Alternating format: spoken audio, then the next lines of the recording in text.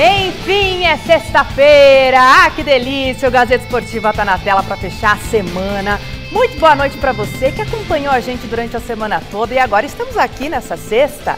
Comigo no estúdio está essa dupla maravilhosa. Um prazer trabalhar com eles. Alex Miller e Marcelo Basségio. Muitas palmas. E aí, meninos, tudo bem com vocês? Joia. Estamos bem? Tudo ótimo. Tá bem, filho? Tudo bem? Tudo certo, tudo certo. Estamos em família aqui, ó. Hoje é dia de falar sobre um novo capítulo de investigação da polícia no Corinthians. Tem também o mercado da bola fervendo no Palmeiras. O Alexandre Silvestre vai atualizar tudo pra gente. Olha o Silver aí em frente à Academia de Futebol. Um coração pra você também, Silver. E claro que a gente também vai trazer as novidades do São Paulo, da Copinha, do futebol internacional e muito mais. Antes, tem dicas. Fomos e voltamos, já estamos de volta aqui, galera. E bora para nossa enquete do dia. Quem vai ser o grande destaque do São Paulo na temporada? Caleri, Lucas, Oscar ou outro jogador? Para participar da enquete é só entrar lá no site gazetaesportiva.com e deixar a sua opinião, tá certo? Vou começar com Marcelo Basségio. E aí, Basségio, desses nomes ou algum outro que você queira trazer aqui para nossa enquete? Olha, são 3 grandes nomes, mas pelo fato de já ser um remanescente do elenco, já conhecer a forma de trabalhar do técnico e tudo mais, eu ainda aposto no Lucas Moura como o grande destaque do São Paulo. E aí, Alex Miller? O Oscar pode vir a ser, né? Mas é o que o Marcelo Basségio falou. O Lucas Moura, além de ser um grande jogador, e a gente viu isso no ano passado, quando ele não jogava pelo São Paulo, o time tinha muito mais dificuldade do que quando ele estava em campo. Algo natural quando se tem um cara desse nível, né? Então, também por uma questão natural, acho que o Lucas Moura deve ser o destaque do São Paulo. Concordam com eles? Entrem lá então e votem na nossa enquete, também participem nas redes sociais. E a gente vai começar agora o nosso giro de repórteres com o Thiago Salazar, que está na nossa redação de esportes. Boa noite, Salazar. Hoje você traz pra gente aí atualizações sobre uma investigação da polícia envolvendo o Corinthians, é isso? Exatamente isso, Marina. Boa noite para você, para todo mundo que está acompanhando o Gazeta Esportiva.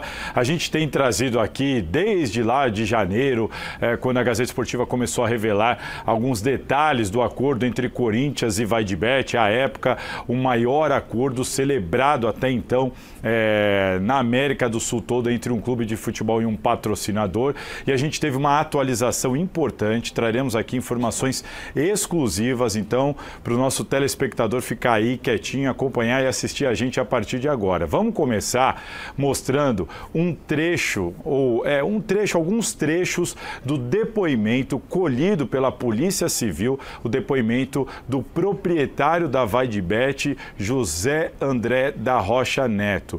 Ele foi ouvido no dia 12 de dezembro passado agora e contou uma história sobre a negociação do Corinthians com a Vaidbet completamente diferente de tudo que a gente já tinha ouvido até hoje, tanto do Corinthians, quanto do presidente Augusto Melo, quanto do então superintendente Marcos Sérgio Moura, ou do Alex Cassundé, tido como intermediário desse negócio, pelo menos no contrato entre Corinthians e Vaidbet. Enfim, o proprietário da Vaidbet veio com uma versão completamente diferente. A gente separou aqui alguns trechos para vocês. No dia 25 do 12, eu fiz uma ligação para Toninho lá de Goiânia. Você fez? Eu fiz uma ligação para Toninho, porque eu vi nas manchetes que o Corinthians estava escutando algumas propostas de outros plays. E eu sei que Toninho tem contato com esse pessoal de futebol, certo? Aí eu disse, Toninho, veja aí se consegue alguma reunião com o pessoal do Corinthians, com o novo presidente. Aí ele marcou a reunião pro dia 25, pro dia 26, ou foi pro dia 27, eu acho que foi dia 26. E chegando lá tava o Marcelinho, tava o presidente e São Paulo já. Eu tava em Campinas dia 25. E mais 3 pessoas. As 3 pessoas eram o quê? Toninho e mais 2 que eu não recordo o nome. Assim, do Corinthians mesmo, que eu saiba, eram só o Marcelinho e o presidente, né? Tá.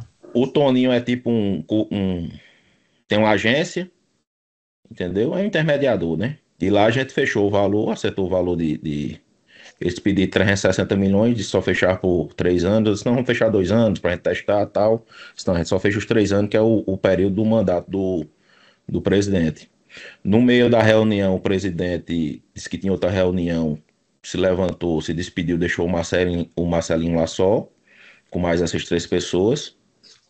Eu pedi um tempo para pensar, subi para um quarto lá do hotel, dei uma pensada, com as 2 horas depois desci e fechei o negócio. Bom, gente, a gente tem que ir por partes aí. A gente percebe que José André da Rocha Neto, proprietário da VaideBet, ali ele estava sendo ouvido pelo delegado da Polícia Civil, Tiago Fernando Correia, junto do promotor do GAECO, que aí cuida da parte de crime organizado, o promotor Juliano Atoja. Eles estavam ali questionando o proprietário da VaideBet. Os outros 3 personagens são advogados do Rocha Neto. E aí vem essa versão completamente diferente de tudo que a gente já ouviu, né? O Cassundé, apesar de ter dito que nunca participou de negociação e de que também nunca exigiu uma comissão, no depoimento à polícia, ele disse que foi ele quem conseguiu o telefone da VaideBet e levou para o Corinthians fazer essa negociação. O mesmo é defendido em nota oficial em 19 de maio pelo Corinthians. Presidente Augusto Melo também em algumas entrevistas, inclusive aqui pra gente, recentemente no dia 10 de maio, no canal do Benja, ele fala até que pechinchou esse valor de comissão com o André Cassundé, fala que pediu 20, ele falou, não, pago 10, vamos ver 5, 6, até fechar em 7%, né? No contrato ficou fechado que o intermediário receberia 7%, equivalente a 25,2 milhões de reais. E quem configurou ali no contrato foi justamente a rede social Mídia LTDA, empresa de Alex Cassundé. Ainda tem também as versões de Sérgio Moura, diretor de marketing da época, que também bancou de que Cassundé foi quem levou a VaideBet ao Corinthians. Enfim, a gente tem agora o José André da Rocha Neto, trazendo uma história completamente diferente, dizendo que ele que tomou a iniciativa e pediu ajuda para Toninho. Quem que é Toninho? Toninho é Antônio Pereira Santos, sócio de Gustavo Lima em 2 duplas sertanejas, ex-empresário de Gustavo Lima, ex-empresário de Marília Mendonça, é um empresário de muito sucesso nesse meio da música sertaneja, e nós conversamos com exclusividade com o Toninho para perguntar para ele de que maneira isso aconteceu, para a gente também entender a versão do Toninho citado pelo proprietário da VaideBet. Vamos ouvir. Um rapaz trabalhava para mim, o Sandro Ribeiro, na época, trabalhava comigo aqui na Duetos, e conheceu o Washington, que falou que seria amigo do candidato, do eventual candidato que seria o novo presidente, possível presidente do Corinthians, e chamou a gente para a gente conversar para a gente, se o presidente ganhasse, que ele veio a ganhar, a gente faria os eventos na Arena Corinthians. A gente estava pleiteando por isso. Bom, tá aí. Esse é Toninho Duetos, como ele é conhecido no mundo do sertanejo, citado por André da Rocha Neto como então intermediário, alguém que ele procurou para entrar em contato com o Corinthians. E você percebe que no depoimento do proprietário da VaideBet, ele diz que se reuniu aqui em São Paulo, aqui pertinho da Gazeta, aqui no Hotel Tivoli, com o presidente do Corinthians, com Marcelinho Mariano, né, o diretor administrativo do Corinthians, além de Toninho e mais 2. Estes 2 são estes citados por Toninho, que é o Sandro, ex-funcionário dele, e o Washington. Este Washington que ele cita é o Washington Araújo, que trabalhou na campanha eleitoral de Augusto Melo, assim como o Cassundé, e que atualmente é coordenador de redes do Corinthians, segundo o próprio clube, quando a gente consultou. O Washington Araújo também, ele é investigado em outro inquérito da polícia como um suposto envolvimento no elo do clube com influencers digitais. Após essa explicação aqui para vocês entenderem quem é o Washington que participou de toda essa negociação junto ao Toninho Duetos, o próprio Toninho deu mais detalhes de como aconteceu essa reunião do clube com a VaideBet e de um momento em que ele ficou incomodado com a história da intermediação. Vamos ouvir. Eu liguei pro Washington, que ligou pro Marcelinho, falei com o Marcelinho, e a gente marcou em São Paulo, no Tivoli. Aí o André foi, aí tava o presidente, aí chegou o Marcelinho primeiro, e tava eu, Marcelinho, Sandro e o Washington, e depois chegou o presidente, fizemos a reunião, aí bateu o número. Até então, a minha empresa, que seria a empresa que iria ganhar a comissão, isso tudo combinado de boca. Aí depois que fechou mesmo, veio fechar, Aí eles falaram que tinha que ser uma empresa que já era credenciado deles, que depois nos repassaria e que isso não veio acontecer depois. Bom, é bom deixar claro que nós aqui procuramos o Corinthians para uma nova manifestação. O clube preferiu não se pronunciar nesse momento, entende que esses depoimentos foram colhidos em segredo de justiça. Nós informamos que havíamos feito uma entrevista com o Toninho Duetos, mas o Corinthians preferiu não se manifestar. O mesmo vale para Washington Araújo e Marcelo Mariano, os dois citados aí nos depoimentos, e por Toninho Duetos. Ambos preferiram não se manifestar por enquanto, devem se manifestar apenas na polícia quando forem convocados para isso. Bom, a grande discussão agora é que vocês perceberam que o Toninho reivindica que ele foi o intermediário e ele tem aí a concordância do proprietário da Vaidebet, de que ele, Toninho, acompanhado de Washington, né, com o auxílio de Washington e com o auxílio de Sandro, funcionário de Toninho, que eles que fizeram este meio de campo. Tanto o presidente, né, o proprietário da Vaidebet, quanto o diretor financeiro da Vaidebet, em outro depoimento, no dia 11 de dezembro, o qual nós também tivemos acesso, e também o Toninho nessa entrevista exclusiva aqui à Gazeta Esportiva, os três foram questionados sobre Alex Cassundé, que é quem no final das contas configura no contrato como o intermediário desse vínculo entre Corinthians e Vaidebet. Vamos ver o que os três falaram sobre Alex Cassundé. O senhor conhece esse sujeito? Não, conheço não. Ele participou daquela reunião no dia 25 de dezembro? Pronto, é isso que eu não lembro da afeição, mas não conheço, que é não. familiar? É familiar dessa pessoa pro senhor? Não, é não. Aquele primeiro sujeito lá que eu mostrei pro senhor, em algum momento ele agiu como intermediador do negócio do Corinthians com a Vaidebet? Comigo não. E com algum representante da Vaidebet? Não, porque quem fechou o negócio fui eu. Só fui eu, não teve outra pessoa para bater o martelo, entendeu? O senhor conheceu, já conversou com ele pessoalmente ou por telefone, o Alex Fernando André, conhecido aí como Alex Cassundé? Não. Ele já chegou a manter algum tipo de contato telefônico com o senhor? O senhor se recorda? Também não, né? Não. Tá. Eu não conheço, nunca vi. Se eu vi, ninguém me apresentou ele como da agência que era intermediadora, não. Que até então, em todo momento, antes do negócio concretizar, até ela não tive, eu era o intermediário. Nunca vi na minha vida e nunca conversei. Bom, além dos três afirmarem que desconhecem Alex Cassundé, é importante a gente deixar claro que o Alex Cassundé, ele já prestou depoimento na polícia, como eu citei agora há pouco. Tem até uma outra questão, vocês têm todos os detalhes no site da Gazeta Esportiva, com tudo mais completo, inclusive com uma outra entrevista que fiz por telefone com o Toninho Duetos. E ali, no depoimento do Alex Cassundé, ele diz que procurou a Vaidebet pelo chat GPT, que encontrou um número no telefone, que falou com o proprietário da Vaidebet, o José André, e que passou isso para Marcelinho Mariano, aqui o diretor administrativo do Corinthians. Os dois interrogados, os dois depoentes agora da Vaidebet garantiram que sequer a empresa tem qualquer telefone disponível na internet para esse tipo de contato. Enfim, mais uma versão diferente do que a gente viu. Dentro desse assunto da discussão, se houve intermediário no negócio e quem fez essa intermediação, como vocês perceberam, o Toninho reivindica esse direito, né? E pra gente, de maneira exclusiva, ele falou sobre esse momento em que ele se sentiu lesado, sofrendo ali uma espécie de golpe do Corinthians por não receber e não ser reconhecido como o intermediário do contrato entre Corinthians e Vaidebet. O Sandro e o Washington.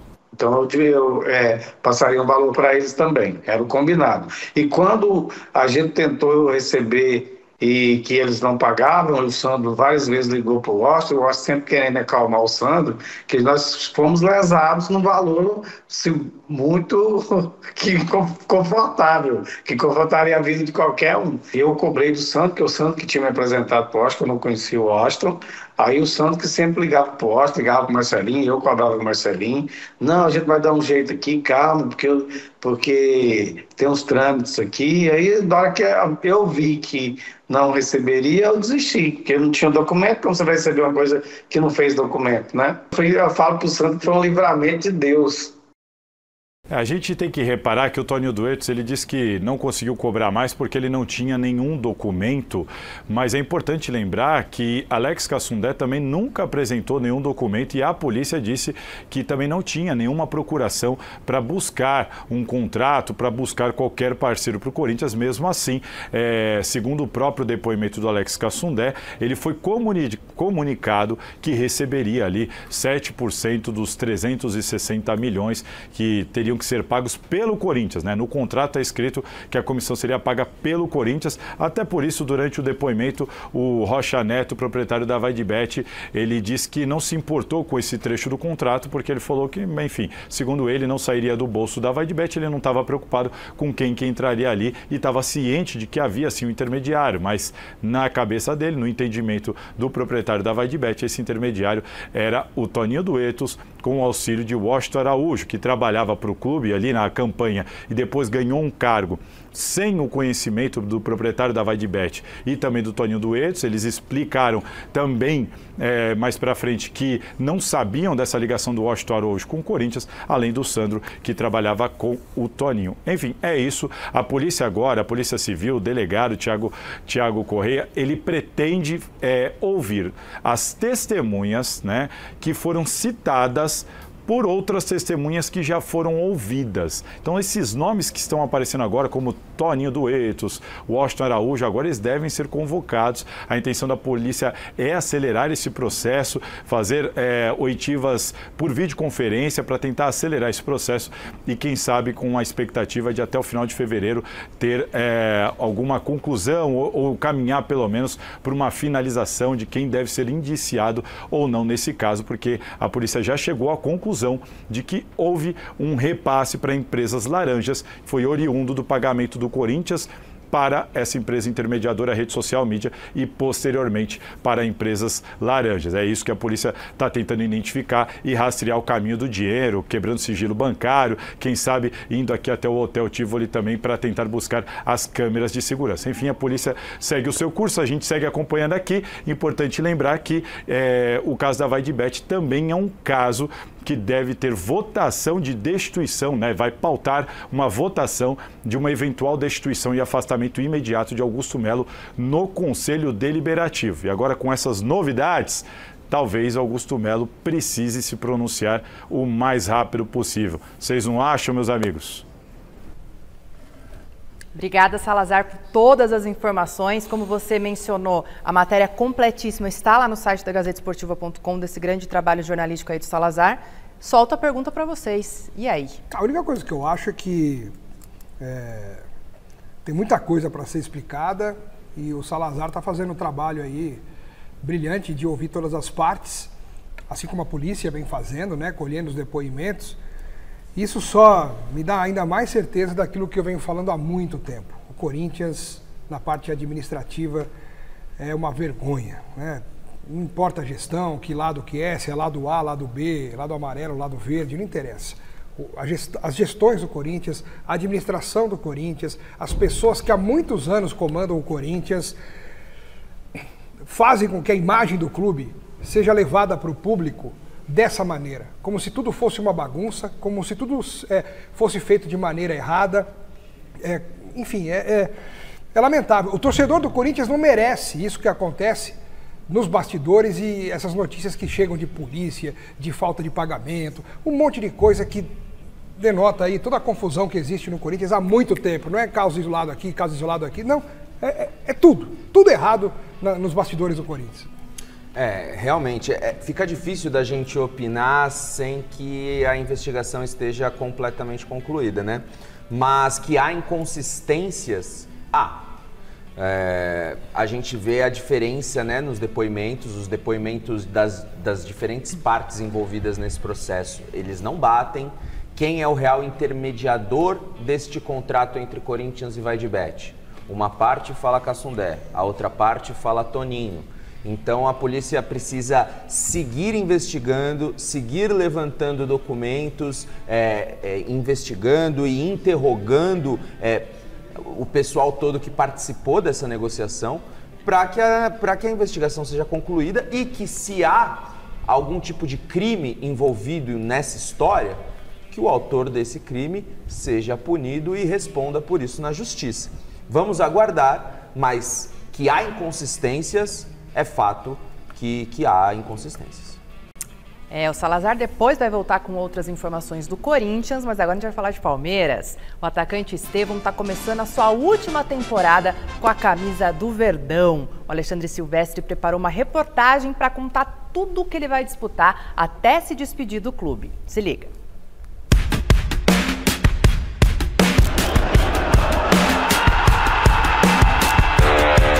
Craque de bola precoce, cria da extraordinária base palmeirense. Estevão subiu rápido para o profissional e voou em 2024. Ocupou a vaga do Hendrick no ataque do Verdão. Abel, nesse caso, nem piscou e botou o moleque para jogar. Encantou o treinador, a torcida, a imprensa e os gringos.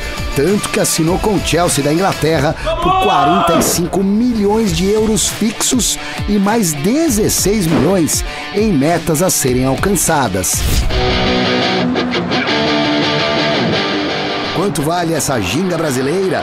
Essa leveza no drible, essa velocidade de raciocínio e de execução. 15 gols e 10 assistências, ano passado pelo Verdão, fora o show de bola. Faltou, é verdade, um título como protagonista, mas ainda é possível. Não no Brasileiro, porque só vai participar das rodadas iniciais do primeiro turno. Na Libertadores, estará disponível na fase de grupos inteirinha. Na Copa do Brasil, rola de atuar apenas na terceira fase, quando o Alviverde estreia. Sobrou então o Campeonato Paulista todinho. Pode ajudar o Palmeiras a ser tetracampeão estadual, o que seria uma façanha inédita. Antes de despachar as malas e se mandar para a Europa, no entanto, Estevão estará a serviço da Sociedade Esportiva Palmeiras pela última vez, no tal Super Mundial de Clubes da FIFA, a ser realizado nos Estados Unidos nos meses de junho e julho. A contagem regressiva já está rolando no cronômetro do garoto, que tem a vida toda pela frente. É uma contagem que a gente tem que fazer, não é se é que a gente tem que fazer, porque já tem um prazo já para mim no futebol brasileiro. Vou aproveitar ao máximo esse tempo que eu tiver junto da minha família, junto do Palmeiras. Isso eu tenho que agradecer a Deus pela oportunidade de estar indo para lá realizar mais um sonho para mim. E eu vou chamar agora para discussão aqui a Alexandre Silvestre, que está lá na Academia de Futebol e vai trazer para a gente as atualizações do atacante Rony. Boa noite, Silver. O que mudou aí da situação do atleta? Tudo bem, Marina? Boa noite para todo mundo aí, amigos, amigas, inimigos, simpatizantes. Temos vários amigos aqui na frente da academia. Vou pedir para o Osmar de Menezes mostrar a turminha do barulho que está batendo selfies, pegando autógrafos aqui na saída dos jogadores nesta sexta-feira, após o treinamento de pré-temporada dessa primeira semana de atividade do Palmeiras no ano de 2025. O Everton já passou por aqui, Flaco Lopes, eles pararam, atenderam a rapaziada, tem até menina por aqui. É uma grande festa sempre na frente do Palmeiras principalmente nesse início de temporada, quando os jogadores se concentram para realizar os exames, os treinamentos, prepararem para o início do ano para valer, que é na quarta-feira da semana que vem. Jogo contra a Portuguesa no Paulistão, a estreia do Verdão, Clássico das Colônias no Allianz Parque, quarta às 9h30 da noite. A atualização do caso Rony, que está chateado, principalmente ontem, ficou magoado quando percebeu no período da manhã que ele foi deslocado para um treinamento separado dos demais, entendeu o Rony como uma retaliação da diretoria, porque ele havia horas antes negado uma proposta do Fluminense que o Palmeiras gostaria que ele tivesse aceito, porque o Palmeiras está querendo fazer negócio com o Fluminense também em relação ao Arias, atacante. O Rony entraria de contrapeso. O Rony entendeu que ele foi preterido no treinamento da manhã. O staff do Rony ficou muito chateado com isso. À tarde, e essa informação só foi confirmada à noite depois do Gazeta Esportiva de ontem, mas no treino da tarde de ontem, o Rony já se juntou aos demais jogadores. O Palmeiras negou qualquer tipo de retaliação, diz que foi uma decisão da comissão técnica. É normal em qualquer treino, ainda mais uma pré-temporada, alguns jogadores fazerem trabalhos específicos. Essa a posição oficial do Palmeiras sobre a tristeza, digamos assim, para não dizer outra coisa, do Rony e do staff do jogador. Mas ontem à tarde já treinou com os demais colegas, hoje da mesma forma. Ainda não notei a saída do Rony aqui pelo portão da academia depois do trabalho desta sexta-feira, lembrando que o Abel só volta no final de semana, provavelmente domingo, para iniciar o comando do time para valer com Abel Ferreira na segunda-feira, visando o jogo de quarta contra a Portuguesa. Vamos falar também do zagueiro Vitor Reis. Agora, diretor, ou deixo para depois? Você é que manda, mas essas são as informações iniciais do Palmeiras, então se é para já, vamos então já descarregar também o Vitor Reis, porque agora é oficial. O Palmeiras confirma a proposta do Manchester City, que quer contratar o jogador. Informação adiantada pelo Gazeta Esportiva ontem, com algumas informações exclusivas. O Palmeiras diz que chegou a proposta, porém ela não está batendo com os valores divulgados pela imprensa. A minha fonte de primeira grandeza ontem disse que os valores estão girando entre 30 e 40 milhões de euros. Hoje essa fonte focou mais no valor menor. 30 milhões de euros fixos, o que significa que tem também os adendos, os bônus, as bonificações, e esse valor pode subir. Palmeiras, num primeiro momento, gostou da proposta, mas vai batalhar por mais dinheiro e também pela permanência do Vitor Reis, pelo menos até a metade do ano, para ele jogar o Mundial de Clubes, e depois, em caso de venda para o Manchester City, aí sim o Vitor Reis se apresentaria ao clube inglês. E já já eu volto para falar de mais reforços. Palmeiras de olho lá no mercado inglês, times da Premier League. Tem um jogador que se ofereceu, além do Andreas Pereira, que continua na mira do Verdão. Valeu, Silver. Daqui a pouco eu te chamo de novo, então. Alex, começar com você. E aí, as questões do Rony que a gente já vem falando aqui, né? Questões do Rony e também essa proposta agora, enfim, então, pelo Vitor Reis. Sobre o Rony, eu acho assim, ele tem contrato com o Palmeiras por mais 2 anos e tem todo o direito de querer cumpri-lo. O Palmeiras também tem todo o direito de querer liberá-lo, de querer negociá-lo. E aí cabem as duas partes se acertarem para ver o que é melhor e o que, de repente, fica definido. Então não tem certo e errado. O certo é que o contrato seja cumprido, de ambas as partes. Por enquanto, está sendo cumprido. O que eu sou contra é essa enxurrada de manifestações odiosas contra o Rony, como se ele tivesse sido um vagabundo na história do Palmeiras. Pelo contrário, ele foi muito útil, muito importante, ele foi fundamental em conquistas como as da Libertadores, por exemplo. Agora, ele não vem jogando bem já faz uns 2 anos, não vem sendo mais titular, tem errado muito mais do que acertado. Mas isso não dá o direito às pessoas de chegarem nas redes antissociais e ofenderem o jogador, chamarem de tudo quanto é nome porque ele não jogou bem. Ele sempre cumpriu o seu contrato, sempre tentou fazer o melhor, mesmo que nos últimos tempos tenha feito muito menos do que a gente gostaria de ver, né? Enfim, e se ele não quer ir embora, é direito dele. E o Palmeiras que o convença de uma maneira civilizada, ética e profissional. Quanto ao Vitor Reis, é um menino de 18 anos que nem titular é. Se tivesse hoje uma final de campeonato, a dupla de zaga seria Gustavo Gomes e Murilo, não seria o Vitor Reis. Então um valor desse para um reserva de 18 anos, que tem potencial para ser um gigante no mundo, na Europa, na seleção brasileira, mas que a realidade ainda não mostra tudo isso, Acho que o Palmeiras tem que vender correndo. Seja por 20, por 25, por 30. São valores muito vultuosos para um menino, repito, que tem potencial, que tem valor, que é muito bom zagueiro, mas que nem titular absoluto ainda é. E se chega uma proposta como essa, é impossível segurar. Tem que vender. Claro, tem que tentar segurar até o meio do ano, tudo isso é legal para o Mundial, mas é impossível segurar e é um dinheiro estratosférico. Olha, em relação ao Rony, o que aconteceu desse episódio de ele treinar separado, eu espero de fato que seja algo comum, que o Palmeiras tenha programado com antecedência, depois de analisar o desempenho nos treinamentos, a condição física do jogador, porque se de fato isso foi uma retaliação, eu acho uma falta de respeito enorme em relação ao Rony, porque o Rony foi um jogador que a gente costuma dizer que o futebol tem memória curta, e de fato tem memória curta mesmo, porque se a gente pegar a trajetória do Rony no Palmeiras, ele nunca foi um jogador brilhante, um craque de bola, mas nunca faltou vontade.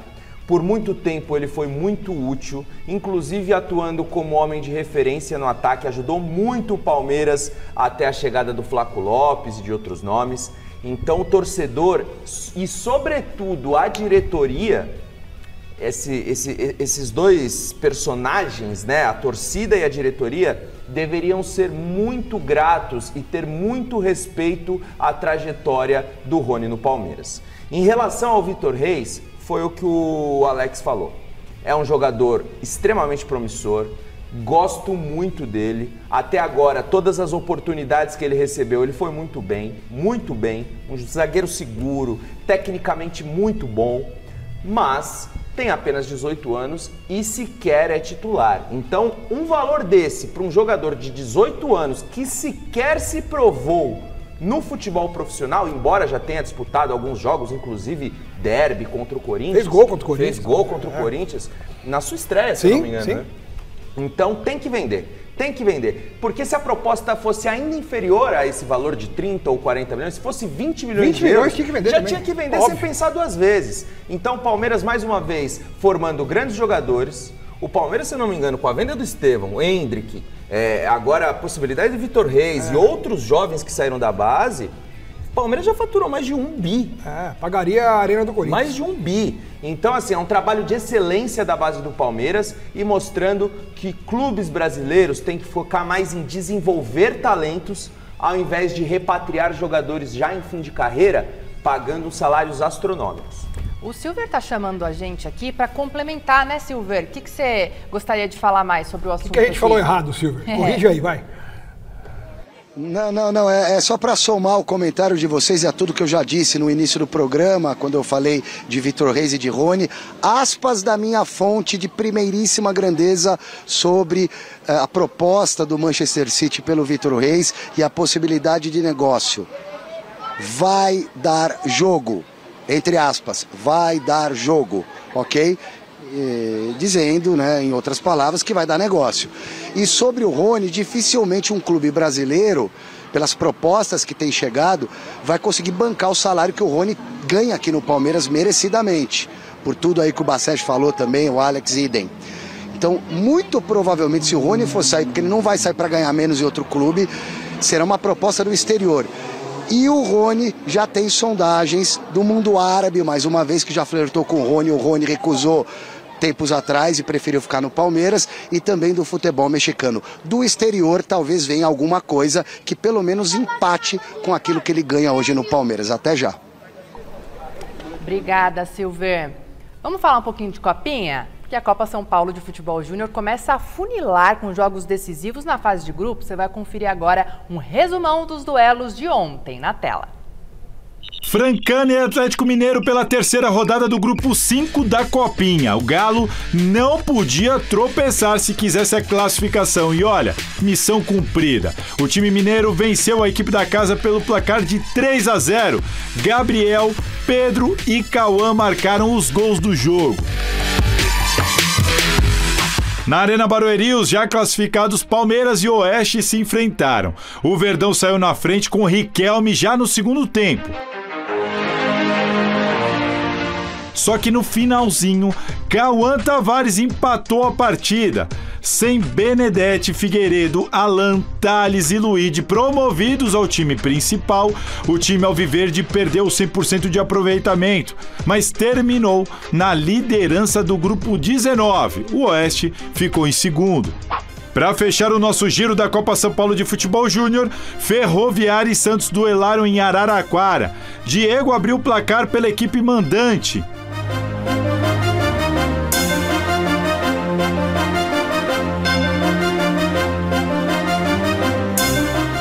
Aos 34 minutos do segundo tempo, Tiagão de pênalti aumentou a vantagem.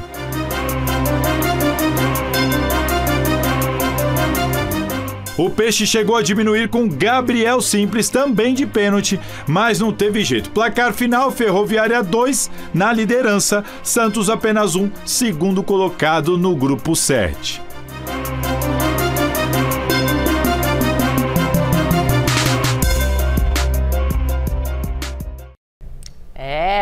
Tá afunilando a copinha, mas agora chegou a hora da gente falar do São Paulo Futebol Clube aqui no Gazeta Esportiva. O José Paes traz agora um resumo de tudo que você precisa saber do tricolor. Pode rodar. Fala, Má! Beijo grande pra você, abraço aí pra todo mundo que tá acompanhando a edição de hoje do Gazeta Esportiva. Pois é, dei uma saidinha, fui gravar uma pauta especial que irá ao ar aqui no Gazeta Esportiva dos próximos dias, mas é claro, lógico, não poderia deixar de falar do São Paulo na nossa edição de hoje. São Paulo que segue lá nos Estados Unidos, claro, para sua pré-temporada na cidade de Orlando, depois vai para Fort Lauderdale, Miami, ali no estado da Flórida. Enfim, pré-temporada importante do São Paulo nesse ano de 2025. Ontem, treinamento em 2 períodos. No período da manhã e também no período da tarde, pela manhã na academia e à tarde no campo. Hoje também treino em 2 períodos, mas as 2 atividades no campo, lá no complexo da ESPN, na cidade de Orlando, onde tem os parques temáticos todos por lá. São Paulo que no dia 14, na semana que vem, deve apresentar oficialmente o meia Oscar, que deve vestir a camisa 8 do tricolor. Inclusive, um dos representantes aí da patrocinadora Master do São Paulo estará nessa entrevista coletiva, porque essa patrocinadora vai ajudar a pagar os vencimentos aí do Oscar, que tem contrato de 3 anos com o São Paulo Futebol Clube. O presidente Júlio Casares, claro, também estará presente nessa apresentação, nessa coletiva. Presidente que viaja amanhã lá para os Estados Unidos, ainda não está com a delegação, ficou por aqui para resolver outros tipos de problemas aqui no Brasil. São Paulo que segue tentando reforçar as laterais aí do elenco do técnico Luiz Ubeldia. Já tem o Enzo Dias por empréstimo junto ao River Plate, tem pré-contrato com o Wendel, jogador do Porto, lá de Portugal, segue tentando a contratação do Natanael, lateral direito do Coritiba. E agora informação que vem dos amigos lá do Globoesporte.com, do meu querido Marcelo Braga, que o São Paulo está de olho no Lucas Rosa, jogador aí de 24 anos, revelado pelo Palmeiras, com passagem pela Juventus da Itália e que está no Valladolid da Espanha. Ele tem contrato com o clube espanhol até o meio do ano que vem. O São Paulo teria tentado um movimento por um empréstimo nesse primeiro momento, Valladolid não gostou e as tratativas seguem então para o São Paulo reforçar a lateral direita. Perdeu o Rafinha, que foi para o Coritiba, e o Igor Vinícius deve começar a temporada como titular do São Paulo. Tá certo, Marina? Beijo grande para você aí, bom programa para todo mundo e até uma próxima. Valeu, Zé. E aí, Bacérgio, essas informações que o José Paes trouxe pra gente? O São Paulo vem trabalhando arduamente nos bastidores para fechar a montagem do elenco, pelo menos para o primeiro semestre de 2025. Já fechou com Enzo Dias, o Wendel tem um pré-contrato assinado, mas se o Porto não topar liberá-lo antecipadamente, o Wendel, que é um grande jogador, disputou a Copa América com a seleção brasileira, só chegaria em julho, né? Então perderia o primeiro semestre. O Enzo Dias ainda não embarcou para os Estados Unidos, o São Paulo ainda não tem um outro lateral direito definido, então o Zubeldia está comandando a pré-temporada, que já é curta, sem o elenco estar completamente construído.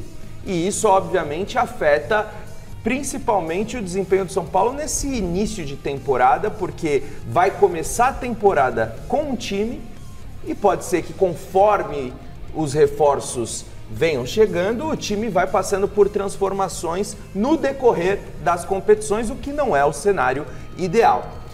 De toda maneira, o São Paulo, mesmo com um orçamento curtíssimo, vem se esforçando para contratar jogadores, sempre na base de um empréstimo ou tentando atrair atletas que já estão na fase final do seu contrato com outro clube, podendo assinar um pré-contrato e chegar ao São Paulo de graça, que assim a diretoria não precisa investir uma grande quantidade de dinheiro. Essa é a realidade do São Paulo atual. Contratou o Oscar, uma badalada contratação, é verdade, mas a tendência é que os outros nomes que sejam integrados ao elenco sejam nomes mais modestos e que se adequem à realidade financeira do São Paulo. De toda forma, eu vejo o elenco bastante competitivo, principalmente o time titular é um time que tem capacidade aí para brigar de igual para igual com as potências do futebol brasileiro. Elenco já é uma outra história. A informação que a gente ouvia nos últimos meses do ano passado, novembro para dezembro, era de que 2025 seria um ano extremamente difícil para o São Paulo, que se o Zubeldia quisesse ficar, seria para aceitar todas as dificuldades que o clube teria, que seria uma coisa muito complicada. Gente, por tudo isso que nós estamos acompanhando, acho que o time de São Paulo esse ano talvez seria melhor que o do ano passado. Muitos jogadores saíram, o elenco ficou mais enxuto, é verdade. Peças importantes de reposição, reservas que entravam toda hora foram embora, isso pode fazer falta. Wellington Rato, Nestor, o Lisieiro até foi útil no final do ano, aí na lateral esquerda principalmente. Mas se você pegar agora, do meio pra frente, pra mim tá melhor. Você pega Pablo Maia, Alisson, ainda tem o Luiz Gustavo que renovou, Oscar, Lucas, Luciano, Caleri, tem o Eric que pode render mais, tem o Ferreirinha, que é uma grande alternativa. Então, gente, São Paulo tá na parada aí para encarar qualquer um de frente. Se chegou na Libertadores ano passado com o time que estava, esse ano pode fazer pelo menos igual. Muito bom, e agora eu vou voltar aqui a chamar o Thiago Salazar para a conversa aqui, para trazer agora um papo sobre outra dívida, uma dívida das antigas, das gestões do Corinthians referentes aí ao Ramiro. É isso mesmo, Salazar? Conta pra gente. É isso mesmo, Marina, porque chamou muita atenção de muitos torcedores do Corinthians o fato de que ontem o Juliano Bertolucci, famoso empresário aqui do futebol brasileiro, ele acionou o Corinthians na justiça. O entendimento de quem vive ali nos bastidores é que estes empresários estão acionando o Corinthians na justiça por falta de diálogo, porque não estão conseguindo um diálogo com a diretoria do Corinthians. Mas o que chamou atenção no caso do Ramiro? Ramiro foi contratado pelo Corinthians no comecinho de 2019, gestão do André Sanches.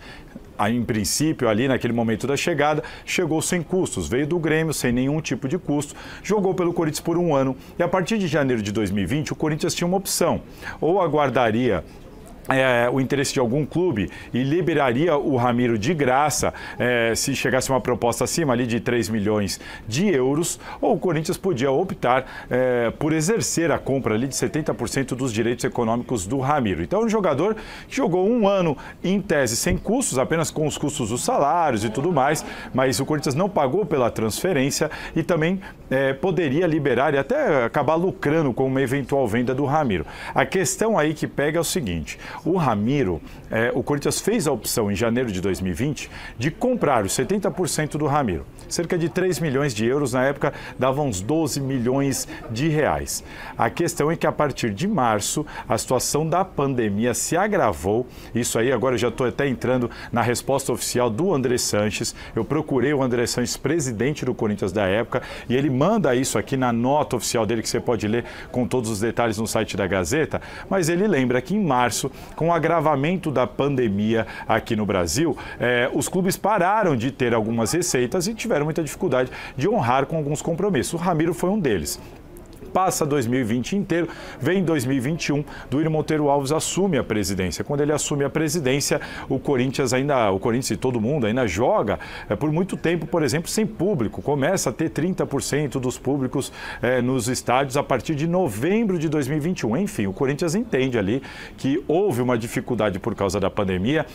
O Corinthians até chegou a fazer uma amortização de cerca de 6 milhões de reais em dado momento, renegociou com o Bertolucci, dividiu ali em 24 parcelas de 1 milhão de reais, pagou algumas, depois deixou de pagar. Enfim, o grande problema é que a dívida hoje é de 42 milhões de reais. Começou em 12 milhões, hoje ela é de 42 milhões e o Bertolucci acionou o Corinthians na justiça para tentar receber essa grana. Então, tá aí um caso importante, uma dívida alta que cresceu demais nos últimos anos. A gente ouviu o presidente André Sanches, que era o mandatário daquele momento, e esses são os argumentos, tanto do André Sanches, quanto também a gente sabe ali do acompanhamento do mandato do Duílio Monteiro Alves, de que a pandemia, infelizmente, segundo eles, não permitiu com que o Corinthians honrasse com essa dívida. Aí tem uma certa cutucadinha, o André Sanches escreve, mas eu já disse, o Corinthians hoje é um clube milionário, parece que não vai faltar dinheiro no clube. Aí ele está querendo também dar uma cutucadinha no presidente Augusto Melo, que está investindo em alguns reforços, como o reforço do Memphis Depay. Sobre a dívida do Corinthians com o Ramiro, é isso, rapidinho para a gente finalizar.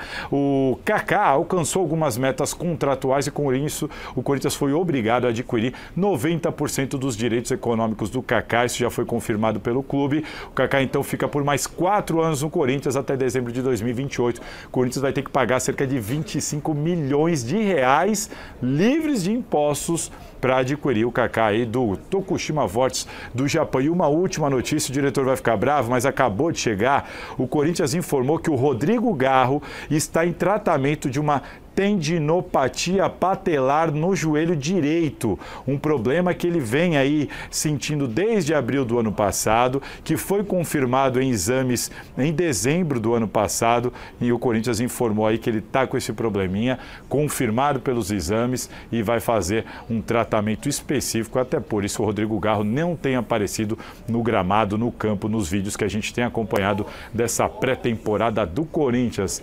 Tá certo, gente? Passa a bola com vocês. Dia cheio do Timão. Aquele abraço.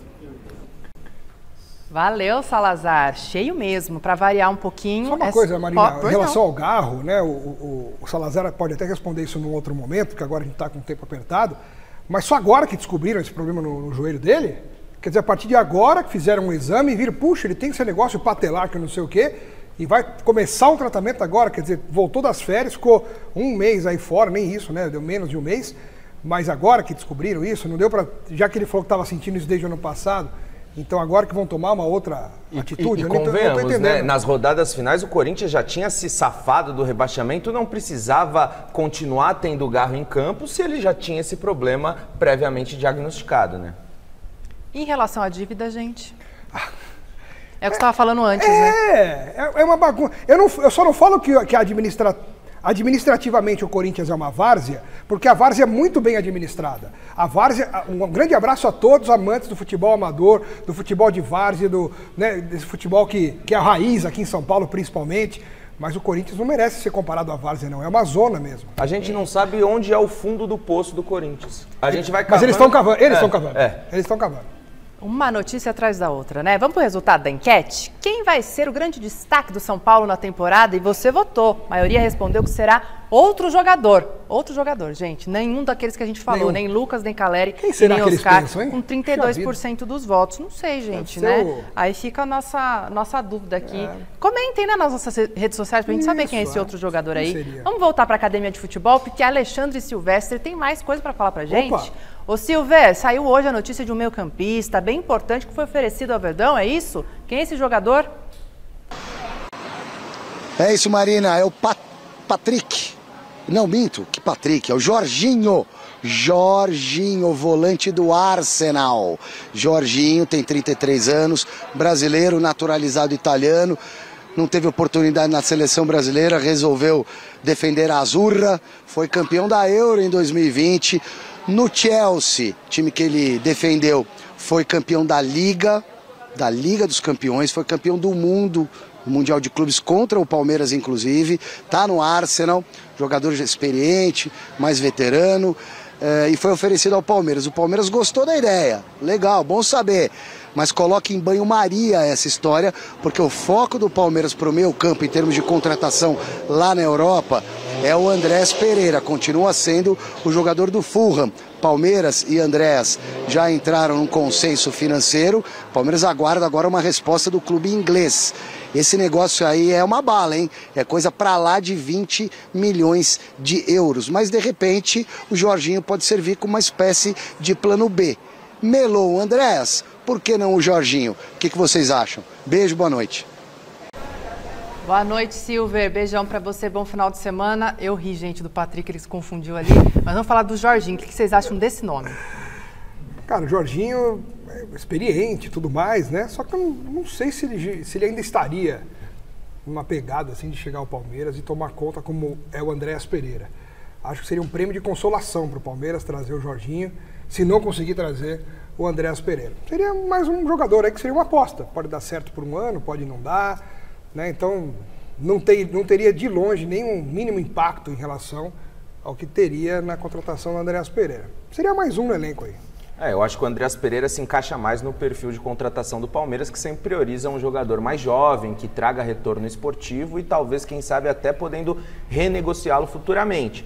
O Jorginho já é mais velho, já chega para ser um jogador que, óbvio, agrega, tem potencial, jogador de seleção italiana, jogou Eurocopa, joga Premier League, mas talvez não vai render muito além da parte esportiva. O Palmeiras não deve pensar em lucrar com uma futura venda do Jorginho depois. É um jogador que chega, vai vir para agregar, sim, tecnicamente, mas só isso e nada mais.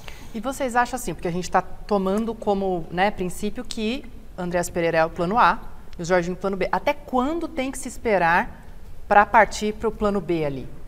Tem um prazo? Porque o Palmeiras está ali precisando desse meio campista. Mas eu acho que, se tratando de Andréas Pereira e pela complexidade de uma negociação como essa, ele é titular de um time que está na primeira parte da classificação do Campeonato Inglês. Ele está brigando por Copas, não é qualquer jogador e qualquer time, né? O Fulham está indo bem nesse ano e eu acho que tem que esperar. O tempo que for, claro, não vai ficar até ano que vem, mas esse mês aí, enquanto tiver a janela aberta, o Palmeiras tem que tentar tudo que puder para trazer esse jogador, que esse aí cairia como uma luva no time do Palmeiras. Esse sim faria o time subir de prateleira para disputar as competições esse ano. Concordo. Durante o Campeonato Paulista, o Andréas Pereira não fará falta ao time do Palmeiras. Eu creio que o elenco do Palmeiras já tem peças suficientes para dominar o estadual. Agora, é claro, a diretoria deve ser paciente e tem que esperar o máximo que puder para tentar concluir uma negociação desse porte, porque, como o Alex falou, é um jogador que chegaria, sem dúvida nenhuma, para ser titular do meio-campo do Palmeiras. Gente, vocês me desculpem que a gente está falando de Palmeiras, mas eu fiquei pensando na enquete aqui. Quem seria esse outro jogador de São Paulo? Marcelo Bassege. Olha, esse outro jogador que seria um destaque aí. O Alisson foi um grande destaque, vinha sendo um grande destaque do São Paulo até sofrer aquela grave lesão, né? Um jogador que estava desequilibrando ali no meio-campo, muito importante. Quem sabe não pode ser o Alisson se ele conseguir retomar essa sua melhor versão, né, com a camisa do São Paulo, não sei. Ferreirinha?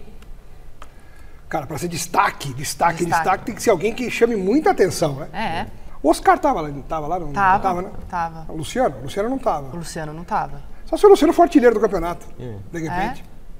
Ele não foi artilheiro do time no passado? Foi. A gente vai falar mais sobre isso, sabe onde? 9 horas da noite do próximo domingo, no Mesa Redonda. Estaremos lá, né, Alex Miller? Estarei lá junto com o Alex Miller. Osmar Garrafa voltando de férias. Tá na hora de voltar, viu, Garrafa? 2 meses de férias, já tá de sacanagem. E com um convidado de peso, o presidente da Federação Paulista de Futebol, Reinaldo Carneiro Bastos, estará com a gente. Então vai ser... você é o nosso convidado para estar aqui com a gente no próximo domingo, às 9 da noite. Tá certo? Bom final de semana para vocês. Para vocês também. Foi ótimo estar aqui com vocês. Obrigado, vou aproveitar. Juízo, pode deixar. Mandar um beijo para a patroa que está sempre na audiência, sempre me cobra. Um beijo, viu, Isa? Beijo, Maria. Aí sim, um beijo para meu marido também, Estevam. Beijo, gente. Fiquem agora com o Jornal da Gazeta. Um ótimo final de semana. Tchau.